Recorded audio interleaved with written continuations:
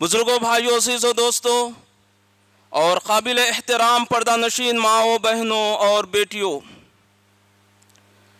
اس وقت ہم ماہ شعبان کے آخری عشرے سے گزر رہے ہیں۔ ان قریب ہم جس مہینے کا استقبال کرنے والے ہیں،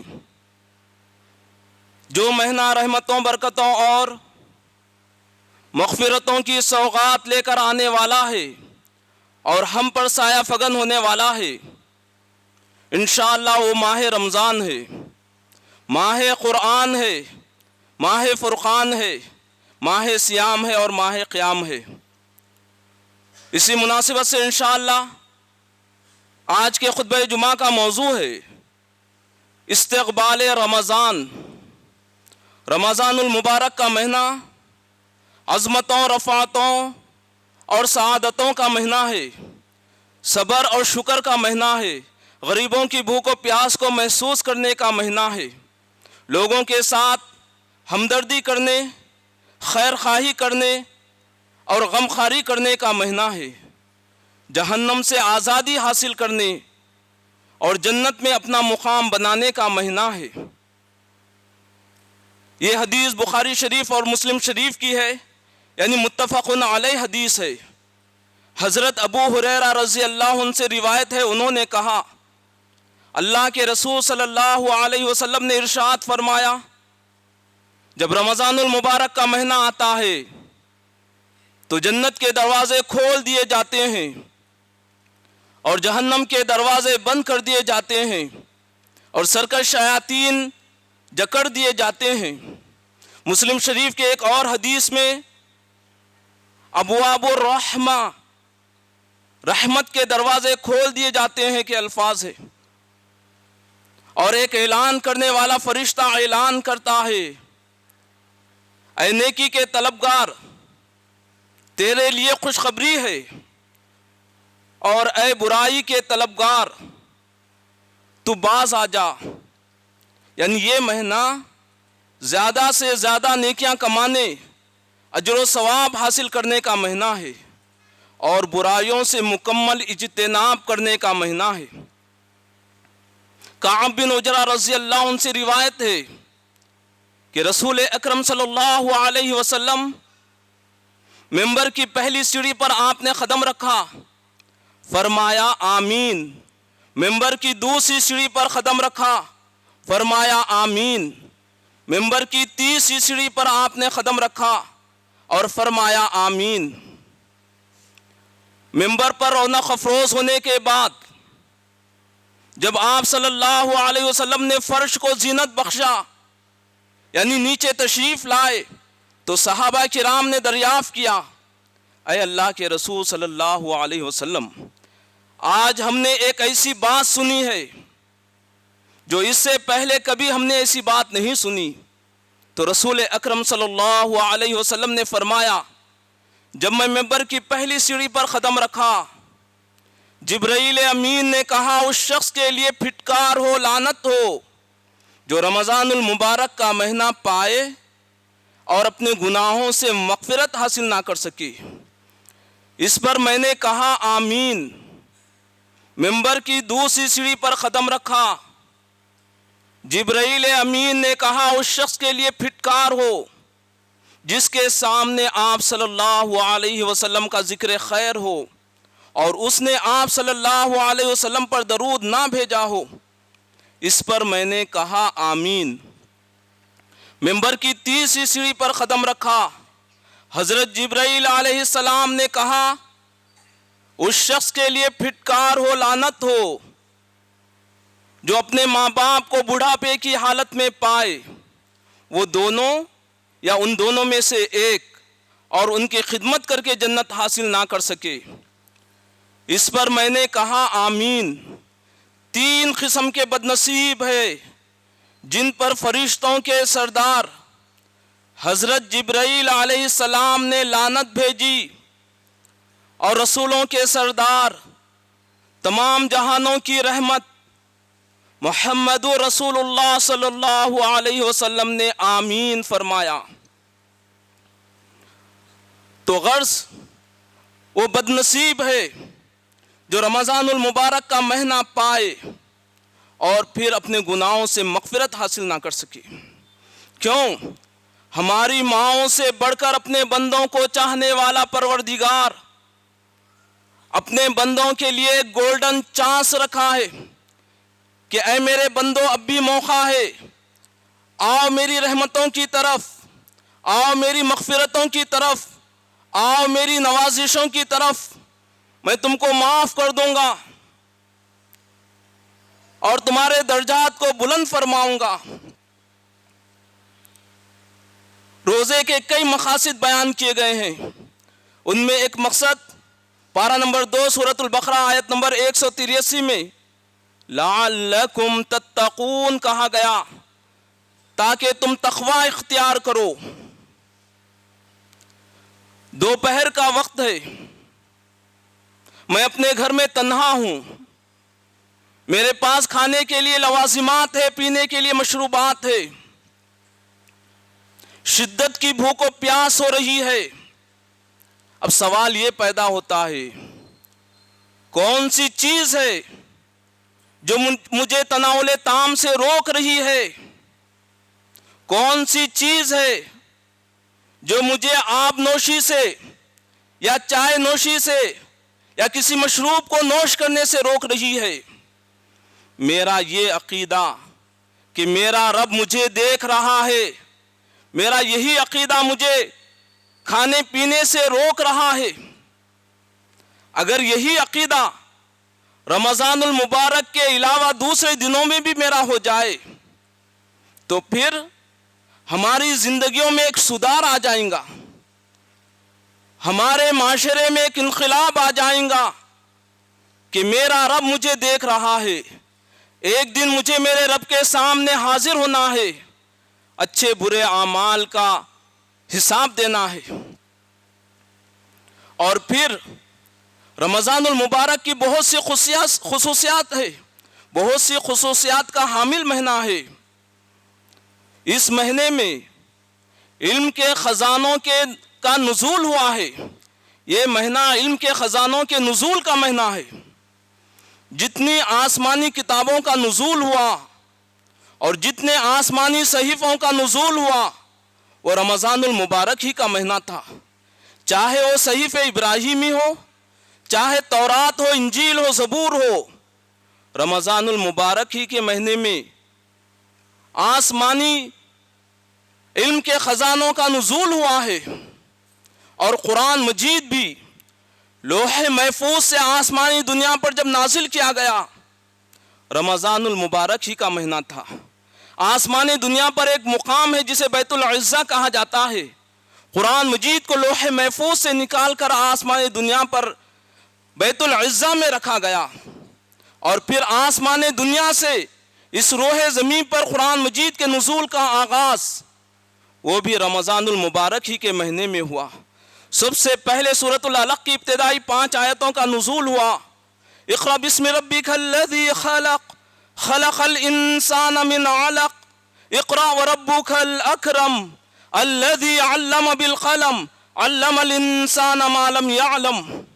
قرآن مجید کے نزول کا آغاز اقرا سے ہوا۔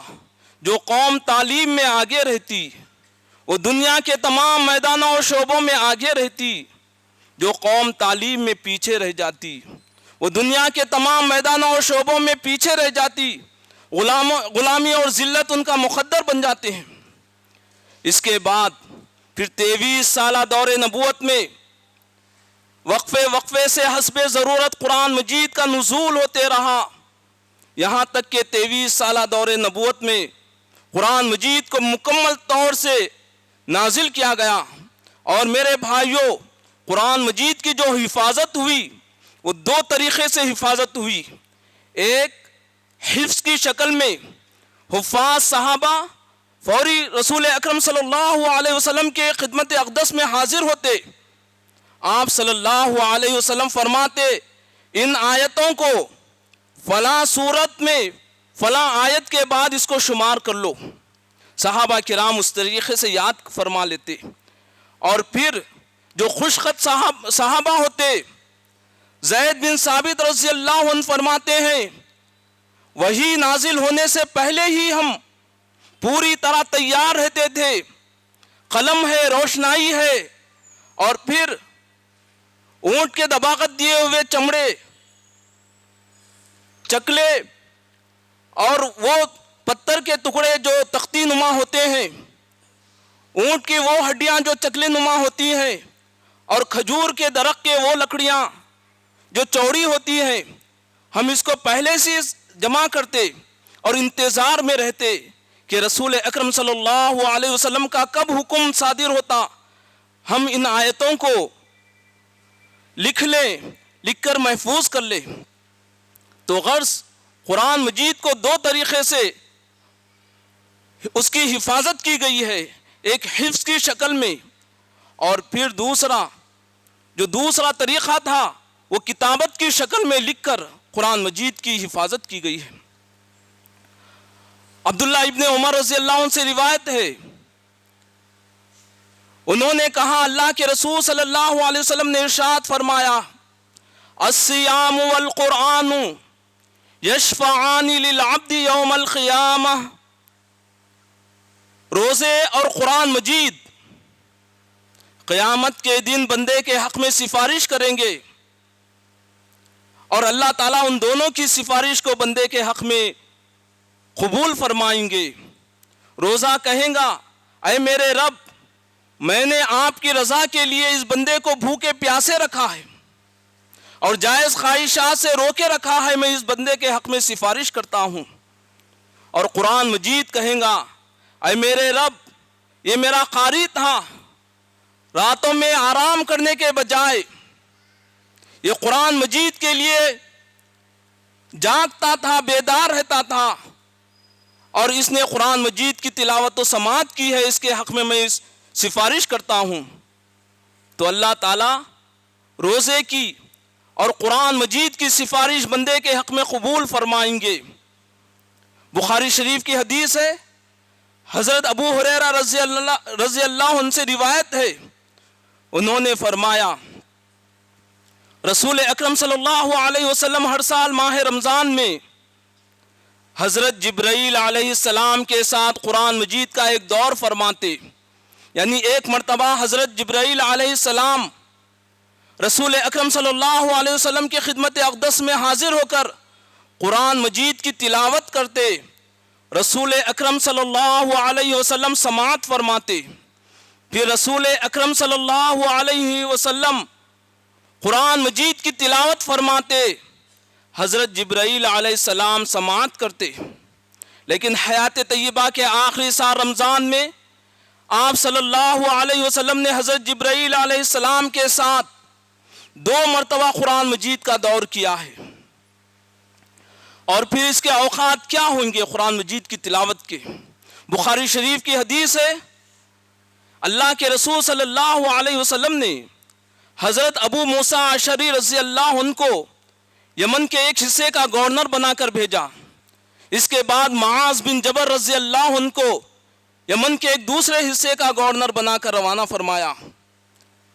یہ دونوں جلیل القدر صحابی گشت کرتے ہوئے آپس میں ایک دوسرے سے ملاقات کرتے، سلام کلام کرتے۔ ایک مرتبہ معاذ بن جبل رضی اللہ عنہ نے حضرت ابو موسیٰ اشعری رضی اللہ عنہ سے دریافت کیا کہ اے عبداللہ، آپ کے قرآن مجید کے پڑھنے کا کیا طریقہ ہوتا ہے؟ تو حضرت ابو موسیٰ اشعری رضی اللہ عنہ نے کہا میں بیٹھے بیٹھے، کھڑے کھڑے، سواری پر سوار ہو کر وقفے وقفے سے قرآن مجید کی تلاوت کرتے ہی رہتا ہوں۔ پھر انہوں نے سوال کیا اے معاذ بن جبل، آپ کے قرآن مجید پڑھنے کا طریقہ کیا ہے؟ تو حضرت معاذ بن جبل رضی اللہ عنہ نے کہا میں رات کے پہلے حصے میں آرام کرتا ہوں، جب نیند سے بیدار ہوتا ہوں تو تازہ دم قرآن مجید کی تلاوت شروع کر دیتا ہوں، اور میں آرام بھی کرتا ہوں تو اس یقین کے ساتھ آرام کرتا ہوں کہ اس پر بھی اللہ تعالیٰ مجھے اجر و ثواب عطا فرمائیں گے۔ اللہ والے بندے جو اپنی زندگیوں کو اللہ کی رضا کے لیے وقف کر دیتے ہیں، وہ آرام بھی کرتے ہیں، سوتے بھی ہیں، تو اس پر بھی انہیں یقین ہوتا ہے کہ ہمارا رب اس پر بھی اجر و ثواب عطا فرمائیں گے۔ لیکن آج ہم اپنی زندگیوں کا محاسبہ کریں، جائزہ لیں کہ ہماری زندگیاں کیسے گزر رہی ہے۔ سونے تک ہمارے ہاتھ میں موبائل ہوتا ہے یا ہم سسٹم پہ بیٹھے ہوئے ہوتے ہیں، پھر نیند سے بیدار ہوتے ہی سب سے پہلے ہمارا فون کھلتا ہے اور پھر ہم اس طرح کی دوسری تیسری چیزوں میں مصروف ہو جاتے ہیں۔ تو غرض اگر ہم میں سے کوئی بندہ اگر آج اس بات کا عہد کر لے کہ میں اپنی زندگی کو اپنے رب کی رضا کے لیے، اپنے رب کی خوشنودی کے لیے، اپنے رب کے تقرب حاصل کرنے کے لیے وقف کر دیا، تو پھر ہم یقین کر سکتے ہیں کہ ہم آرام بھی کر رہے ہیں تو اس پر بھی اجر و ثواب ملے گا۔ رسول اکرم صلی اللہ علیہ وسلم نے یہاں تک فرمایا تمہارا اپنے بھائی کے ساتھ مسکرا کے ملنا بھی نیکی ہے۔ آپ صلی اللہ علیہ وسلم نے فرمایا اگر کوئی شخص اپنے بیوی کے منہ میں لقمہ بھی ڈال رہا ہے اس پر بھی اجر و ثواب ہے۔ صحابہ کرام تعجب کیے، انہوں نے سوال کیا کھل کر، اے اللہ کے رسول صلی اللہ علیہ وسلم وہ تو اپنی خواہش کو پوری کر رہے ہیں، کیا اس پر بھی اجر و ثواب ملے گا؟ تو رسول اکرم صلی اللہ علیہ وسلم نے فرمایا اگر وہ غلط طریقے سے اپنی خواہش کو پوری کرتا تو کیا اس پر گناہ نہیں ہوتا؟ صحابہ کرام نے کہا کیوں نہیں، تو اگر صحیح طریقے سے اپنی خواہش کو پوری کر رہا ہے تو اس پر بھی اجر و ثواب ہے۔ تو اللہ والے بندے جو اپنی زندگیوں کو اللہ کی رضا کے لیے وقف کرتے ہیں تو پھر وہ کسی سے بات چیت کرتے ہیں اس پر بھی اجر و ثواب، آرام بھی کرتے ہیں اجر و ثواب، کیوں؟ انہوں نے اپنی زندگیوں کو اللہ کے لیے وقف کر دیا ہے۔ تو رمضان المبارک کا مہینہ علم کے خزانوں کے نزول کا مہینہ ہے۔ اس میں جہاں پر ایک طرف روزے کی شکل میں عبادت ہے تو پھر دوسری عبادت اس کے ساتھ قرآن مجید ہے۔ اس کا گہرا تعلق ہے کیونکہ اسی مہینے میں ہمارے رب نے اپنے آخری فرمان کے نزول کا آغاز فرمایا ہے جو ہمارے لیے پیغام رحمت ہے، پیغام ہدایت ہے، ماننے والوں کے لیے اس میں شفا ہے۔ ایک ایک حرف پر 10 نیکیاں ہیں، ترمذی شریف کی حدیث ہے۔ اگر بندہ صرف الف لام میم اتنی بھی تلاوت کر رہا ہے، اتنا بھی پڑھ رہا ہے تو رسول اکرم صلی اللہ علیہ وسلم نے فرمایا میں یہ نہیں کہتا کہ الف لام میم ایک حرف ہے، بلکہ الف ایک حرف ہے، لام ایک حرف ہے، میم ایک حرف ہے، یعنی 30 نیکیاں اس کو مل گئے ہیں، اتنی بھی تلاوت کر رہا ہے۔ تو یہ مہینہ زیادہ سے زیادہ جو ثواب حاصل کرنے کا مہینہ ہے، اور پھر بہت سی خصوصیات کا حامل مہینہ ہے۔ جنگ بدر جو ایک فیصلہ کن جنگ تھی کہ اس کے بعد مسلمانوں کو اس دنیا میں رہنا ہے یا ہمیشہ ہمیشہ کے لیے نیست و نابود ہو جانا ہے، وہ بھی رمضان المبارک ہی کے مہینے میں پیش آئی۔ ہجرت کا دوسرا سال تھا، رمضان کی 17 تاریخ تھی، جمعے کے دن جنگ بدر پیش آئی۔ تمام جہانوں کی رحمت محمد رسول اللہ صلی اللہ علیہ وسلم نے صحابہ کو تلوار اٹھانے کا حکم صادر فرما دیا۔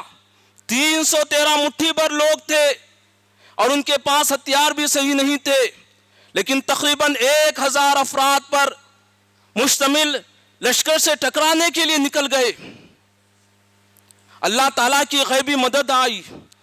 رسول اکرم صلی اللہ علیہ وسلم روتے ہوئے دعا کیے میدان بدر میں، اے اللہ یہ مٹھی بھر جماعت ہے، اگر آج آپ ان کی مدد نہیں کریں گے کل قیامت تک آپ کا نام لینے والے کوئی نہیں رہیں گے، آپ ان کی مدد فرمائیے۔ رسول اکرم صلی اللہ علیہ وسلم کی دعا کو اللہ تعالیٰ نے شرف قبولیت عطا فرمایا۔ بڑے بڑے سردار مارے گئے، بڑے بڑے سرداروں کے بچے مارے گئے۔ مکے کا سب سے بڑا سردار جو ابو جہل تھا، اس کو ختم کرنے والے 2 انصاری نوجوان، کم عمر نوجوان تھے، معاذ اور معوذ رضی اللہ عنہما۔ بخاری شریف کی حدیث ہے، عبد الرحمن بن عوف رضی اللہ عنہ فرماتے ہیں میدان بدر میں 2 انصاری بچے معاذ اور معوذ دونوں میرے پاس آئے اور انہوں نے کہا اے چچا جان، مکے کا سب سے بڑا سردار جو اللہ کے رسول صلی اللہ علیہ وسلم کا دشمن ہے وہ کون ہے؟ ہم اس کے بارے میں بہت سنتے ہیں، آپ بتائیے کون ہے وہ؟ عبد الرحمن بن عوف رضی اللہ عنہ نے کہا اے میرے دونوں بیٹوں اگر میں اس کو بتا دوں تو کیا کریں گے تم لوگ؟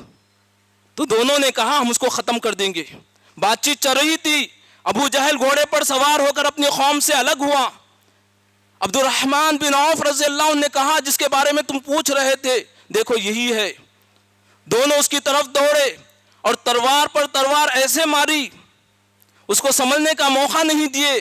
مکے کا جو سب سے بڑا سردار ابو جہل تھا، اس کو مدینے کے 2 انصاری کم عمر نوجوانوں نے اس پر حملہ کیا اور اس کو ہلاک کر دیا، جہنم کا راستہ دکھا دیا۔ کاش آج مسلمانوں میں سلطان صلاح الدین ایوبی جیسا مرد مجاہد ہوتا تو لوگوں کو غازہ خریدنے کی باتیں کرنے کی ہمت نہیں ہوتی، اس طرح کا بکواس نہیں کرتے، اس طرح کی بے تکی باتوں پر لگام لگتا تھا۔ اللہ سے دعا ہے کہ اللہ تعالیٰ سلطان صلاح الدین ایوبی جیسے مرد مجاہد کو ہر ملک میں پیدا کرے اور اسلام اور مسلمانوں کی غیبی مدد فرمائے۔ اور پھر میرے بھائیوں اسی مہینے میں مکہ فتح ہوا، رمضان کی 10 تاریخ تھی، رسول اکرم صلی اللہ علیہ وسلم 10,000 افراد پر مشتمل اسلامی لشکر کے ساتھ جن کے پاس پوری طرح ہتھیار تھے مکے کی طرف آگے بڑھے۔ انصاری نوجوان صحابہ جوش و خروش کا مظاہرہ کرتے ہوئے انتقام کے نعرے بلند کر دیا۔ انہوں نے کہا الیوم یوم الملحمہ، الیوم یوم الملحمہ، آج کا دن انتقام کا دن ہے، آج کا دن قتل و غارت گیری کا دن ہے، آج ہم مکے میں خون کے ندیاں بہائیں گے، آج ہم لوگوں کو غلام بنائیں گے۔ اس طرح کے نعرے بلند کر دیے۔ لیکن اس لشکر جرار میں کائنات کی سب سے بہترین ہستی، رسولوں کے سردار، تمام جہانوں کی رحمت، آپ اپنے صحابہ کے بھی لیے رحمت، آپ اپنے دشمنوں کے لیے بھی رحمت، آپ انسانوں کے لیے بھی رحمت، آپ جانوروں کے لیے بھی رحمت، رحمت للعالمین صلی اللہ علیہ وسلم کی خدمت اقدس میں جب یہ انصاری نوجوانوں کے نعرے پہنچے تو رسول اکرم صلی اللہ علیہ وسلم نے ان نعروں کو ایسے پلٹایا۔ آپ نے فرمایا نہیں، الیوم یوم المرحمہ، آج کا دن رحم و کرم کا دن ہے، آج کا دن لوگوں کو معاف کر دینے کا دن ہے، آج کا دن لوگوں کے ساتھ حسن سلوک کرنے کا دن ہے، کسی کو غلام نہیں بنائیں گے، کسی کی جائیداد ضبط نہیں کریں گے۔ بہترین احکامات صادر فرماتے ہوئے جس میں آپ صلی اللہ علیہ وسلم یہ فرما رہے تھے جو کعبۃ اللہ میں داخل ہو جائے اسے قتل نہ کیا جائے، ابو سفیان کے گھر میں جو داخل ہو جائے اسے قتل نہ کیا جائے، جو اپنے گھر میں بیٹھا رہے اسے قتل نہ کیا جائے، بھاگنے والے کا پیچھا نہ کیا جائے، زخمی کو قتل نہ کیا جائے، قیدی کو قتل نہ کیا جائے، عورتوں کو قتل نہ کیا جائے، بچوں کو قتل نہ کیا جائے۔ بہترین احکامات صادر فرماتے ہوئے رسول اکرم صلی اللہ علیہ وسلم شہر مکہ میں آپ داخل ہوئے اور اپنے سخت ترین دشمنوں کو عقل دنگ ہو جاتی بھائیوں، سیرت کا مطالعہ کرتے کرتے فتح مکہ پہ جب ہم پہنچتے ہیں کیسے معاف کر دیے، اسی نتیجے پہ پہنچتے ہیں۔ اللہ تعالیٰ نے آپ صلی اللہ علیہ وسلم کو رحمت للعالمین بنا کر اس دنیا میں بھیجا تھا، آپ نے اپنے دشمنوں کے ساتھ حسن سلوک کر کے دنیا کے سامنے مثال قائم کر دی۔ لا تثریب علیکم اليوم کہا، آج کا دن تم پر کوئی گرفت کا نہیں ہوگا، تم سب آزاد ہو، سب کو معاف کر دیا۔ پھر رمضان المبارک سے متعلق ہم کچھ باتیں اور سننے کی کوشش کریں گے۔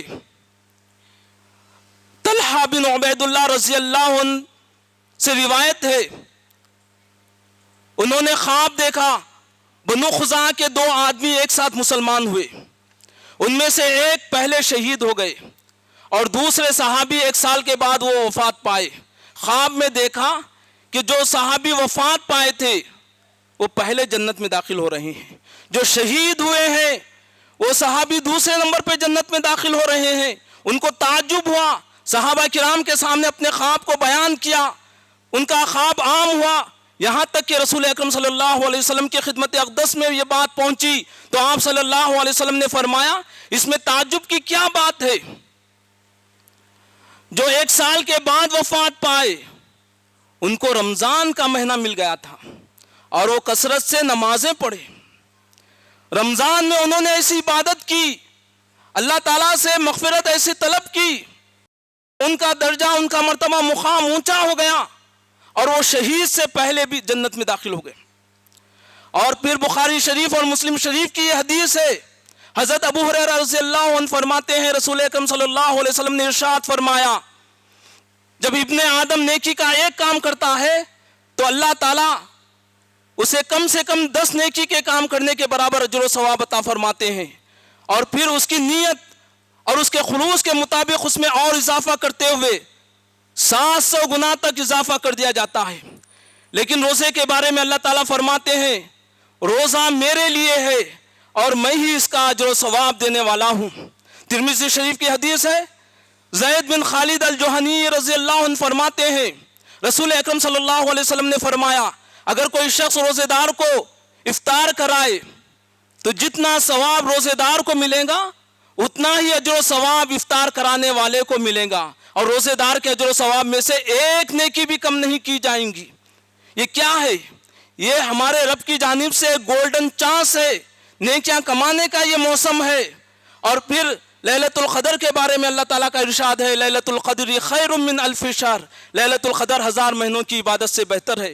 میرا وقت ہو رہا ہے، ہمیں چاہیے کہ رمضان آنے سے پہلے ہی ہم ذہنی طور سے تیار ہو جائے۔ رسول اکرم صلی اللہ علیہ وسلم صحابہ کرام کو رمضان کی آمد کی خوشخبری سناتے اور اس میں عبادت کرنے پر آپ ابھارتے، اس کی اہمیت اور فضیلت سے روشناس کراتے، اور صحابہ کرام رمضان آنے سے پہلے پوری طرح مستعد ہو جاتے تھے۔ اسی پر بس کرتا ہوں، اللہ تعالیٰ سے دعا کرتا ہوں جب تک رکھے اللہ اسلام پر رکھے، ایمان و استقامت کے ساتھ رکھے، جب خاتمہ ہو خاتمہ بالخیر عطا فرمائے۔ ربنا آتنا فی الدنیا حسنۃ وفی الآخرۃ حسنۃ وقنا عذاب النار، رب ارحمہما کما ربیانی صغیرا، ربنا هب لنا من ازواجنا وذرياتنا قرة اعین واجعلنا للمتقین اماما۔ اللهم اعز الاسلام والمسلمین، اللهم اعز الاسلام والمسلمین، اللهم اعز الاسلام والمسلمین، آمین ثم آمین۔ سبحان ربک رب العزة عما یصفون وسلام علی المرسلین والحمد للہ رب العالمین۔